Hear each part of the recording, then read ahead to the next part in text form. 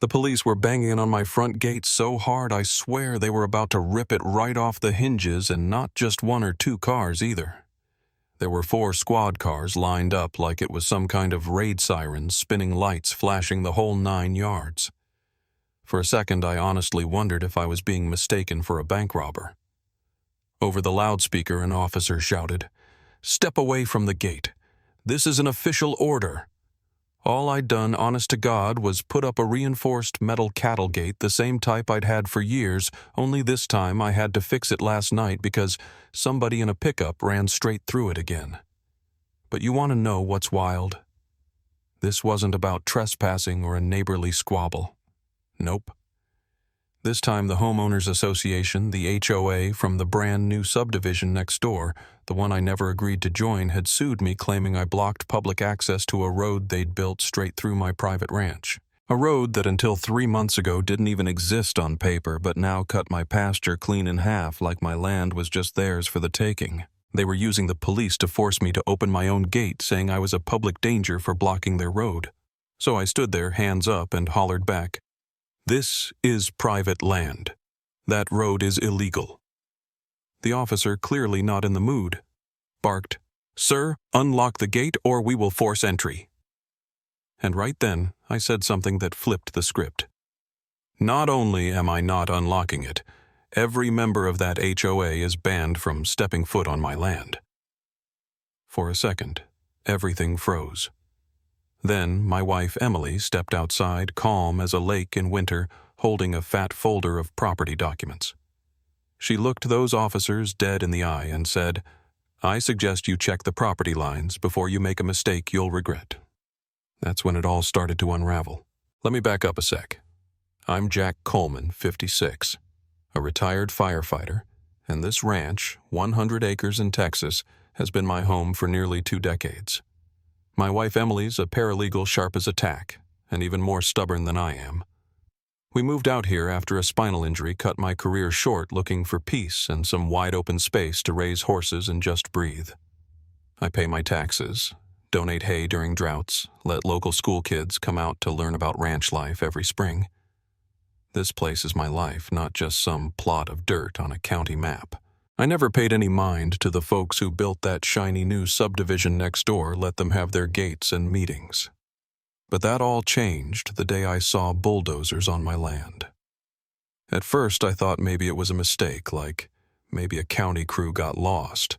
But when I hobbled down there, I found 3 guys in orange vests, and Curtis, one of the HOA board members, staring at me like I was trespassing. Curtis, all smug, goes, "Can I help you?" And I about lost it. "Yeah, you can explain why there's a road going right through my pasture." He just smiled and said, "We voted. It's an access road. Emergency vehicles, school buses, you know better for the community. Part of the development plan." I laughed. I told him you can't just pave a road through private land. He shrugs. "Eminent domain laws, Jack. Look it up." But see, he was bluffing. Emily went to war in our home office, printing maps, deeds, county surveys, everything. That road, not on a single official plan. No easement, no vote, nothing. Just pure entitled arrogance. So I did what any landowner would do, put up a big reinforced gate, locked it, slapped up. Private property. No trespassing, signs, and installed a camera. Next thing I know, someone smashes through the gate and into my fence, injures one of my mares, and leaves a note on the mailbox. "Enjoy your little protest. You'll be hearing from our lawyers." And sure enough, I was. 2 days later, I got hit with a lawsuit HOA claiming I was blocking their right-of-way. That night, I couldn't sleep. I sat at my kitchen table running my thumb across old photos of my dad thinking, how did it come to this? I was always taught to stand my ground but do right by people. But what do you do when folks cheat and bully right out in the open? I told Emily we weren't backing down. We got a land surveyor, hired a real estate attorney from San Antonio, and started documenting everything. Photos, license plates, video, you name it. And I learned something real interesting about HOAs. Their power stops exactly where their property ends.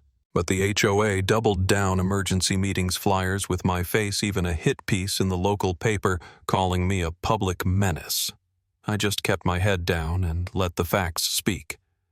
And that brought us to the showdown at my gate.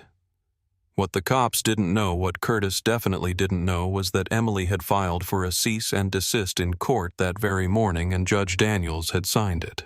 Just as an officer stepped up to open the gate by force, a black SUV pulled up, no police markings, but the officers straightened up fast. Curtis went white as a sheet. Out stepped Emily, flanked by 2 U.S. Marshals and Judge Daniels himself. He looked around, booming voice and thick glasses, and asked, "Who's in charge here?"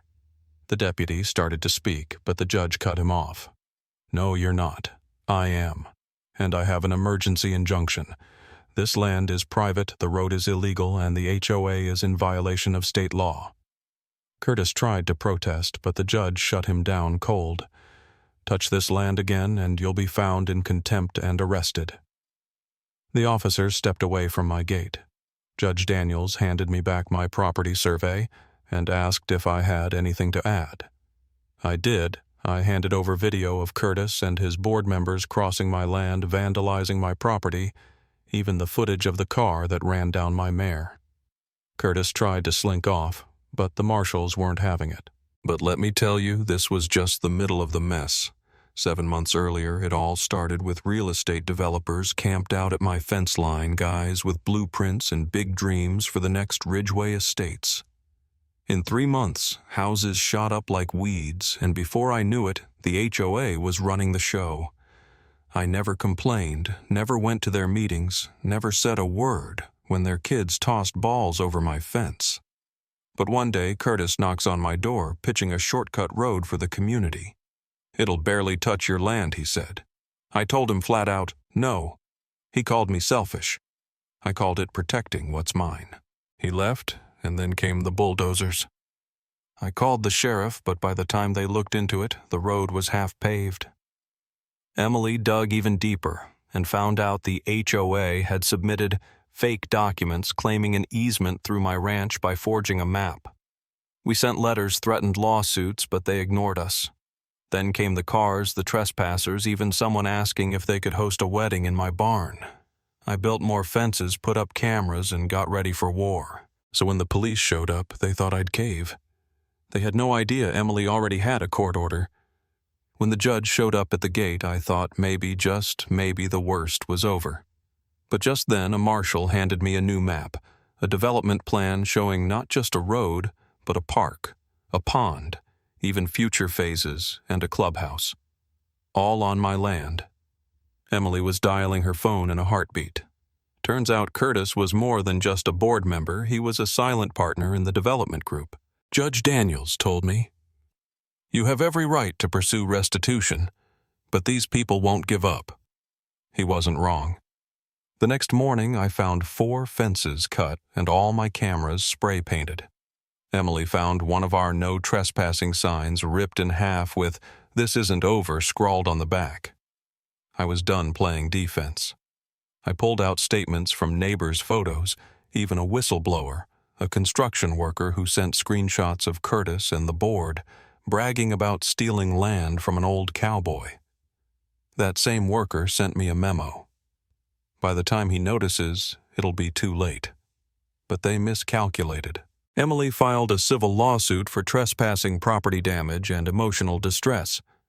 We filed a complaint with the Texas AG. I posted everything online, photos, videos, documents. The post went viral, and soon ranchers and homeowners from all over shared their own horror stories. But things kept escalating. 2 nights later, a group of teenagers, one of them Curtis's son, were caught trying to set fire to my barn. The sheriff arrested them on the spot. You'd think that'd be the end. But the next day I got hit with a new lawsuit. HOA accusing me of harassment, endangering children, the whole shebang.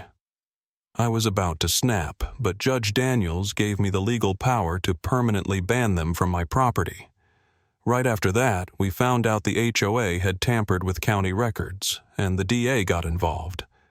That night, my barn went up in flames. Arson gasoline, the whole thing nearly killed my horses and destroyed my dad's old barn. Video footage showed Curtis's son and 2 board members lighting the fire. The judge issued warrants on the spot and Curtis was hauled off in cuffs. After that, the court granted us a permanent protective easement. No one from the Ridgeway HOA could ever set foot on our ranch. The road was blocked and any future trespassers would be arrested, no questions asked. But as Emily and I walked our fence line that evening, my land smoldering horses safe, I still couldn't shake the feeling it wasn't over. 2 nights later, I got a drone photo in the mail, my house marked with a red X and a note. "You're not safe yet." The sheriff said it was probably someone from the HOA scared now that Curtis was cooperating with investigators. Turns out Curtis wasn't the real mastermind. He named Troy Maddox, the flashy developer who'd first tried to charm me at a Ridgeway barbecue, as the true brains. Troy had been behind land scams all across 3 states, and even after we shut him down, the HOA filed a new petition for emergency access. That's when Emily and I went public, called the media, started a GoFundMe, and told our story everywhere. A state senator got wind and introduced the Landowner Protection Act. Suddenly people cared. Troy's empire crumbled and my land was protected. But the very next week, the government itself showed up. A letter arrived my ranch had been selected as part of a federal infrastructure corridor. They wanted to negotiate, not compulsory yet. Emily was shaking. I just stared at that envelope and thought, "You have got to be kidding me." But I'd learned my lesson. We filed for agricultural heritage designation, rallied the alliance we'd built against HOA overreach, and when the federal surveyors showed up, they found a human fence, neighbors, veterans, teachers, ranchers, all linking arms at my property line. The press ate it up. The government backed off for now. And then Emily had one last idea: make the land untouchable. We turned our ranch into a non-profit conservancy, legally protected forever. That morning, as I stood by my rebuilt barn, sun coming up, horses grazing peacefully, Emily hugged me and whispered, "It's finally over." I just nodded because we didn't just win a fight. We protected a legacy for everyone. So, if you're out there and someone's trying to bully you off what's yours, an HOA, a developer, even the government, remember you're not alone. You have a voice, you have rights, and you have a community behind you if you stand up. This land isn't just dirt, it's home. Tell me, what would you have done if you were me? Where's the line between standing your ground and going too far? I want to know what you think, because maybe this story's not over yet.